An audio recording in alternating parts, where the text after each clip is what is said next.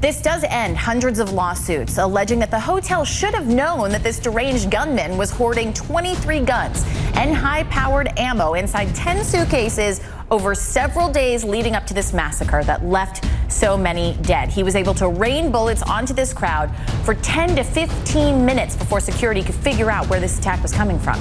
Joining me now is trial attorney Brian Claypool. He is also a survivor of that horrific shooting. Brian, thanks for joining us once again. What about for you? Does this put an end to the legal side so that you can start healing? Well, Lynn, I have mixed reactions to the settlement. As you said, I'm a survivor. I also represent 160 other victims of the Las Vegas shooting. And I really do believe that God has tragedy happen at times to set us up for triumph. As painful as it was dodging those bullets, even during the darkest moments of seeing people shot and down, and I couldn't help because I was running to get back to see my daughter, and hearing the stories of 160 victims, including a young man that was killed and representing his mom, I will tell you that this is one form of triumph.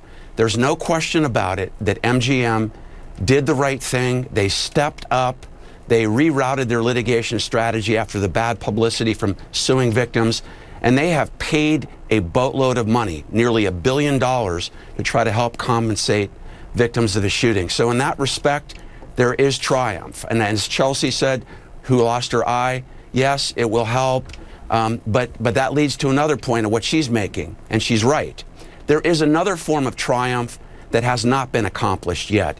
And the $800 million question, Lynn, is going to be, in the coming years, whether there will be change, whether there will be improved security in not only MGM's casino in Mandalay Bay, but businesses, corporations nationwide. Will they now realize that if they're going to get sued and have to pay out if there's a mass shooting on their premises? Will they make that change? And I'll tell you, my gut feels a little hollow right now because I don't know whether we're going to see that necessary change, and we really need that.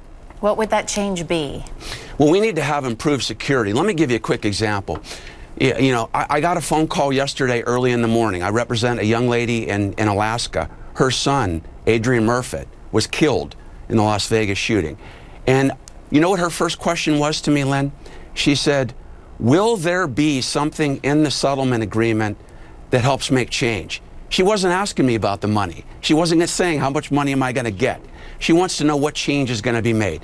Let's start with hiring armed security guards at all of these places, all these businesses. There were unarmed security guards. We need better training of these business establishments. We need canine dogs. I'm working with Adrian Malouf to try to bring more canine dogs into the lobbies. This shouldn't even be in casinos. This should be in every office building, your building, everywhere on the planet. Yes, let's use canine dogs to sniff out ammunition.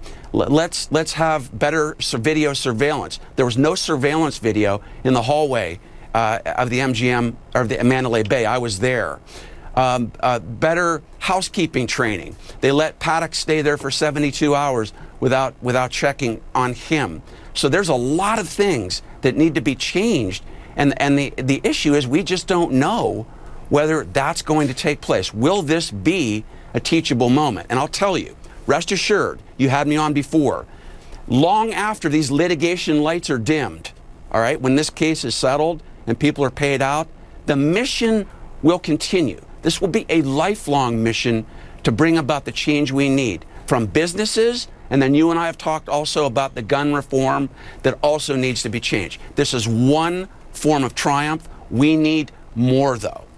Brian Claypool, it's always so good to have you. Thanks for being with us. Yeah, thanks for covering this, Lynn.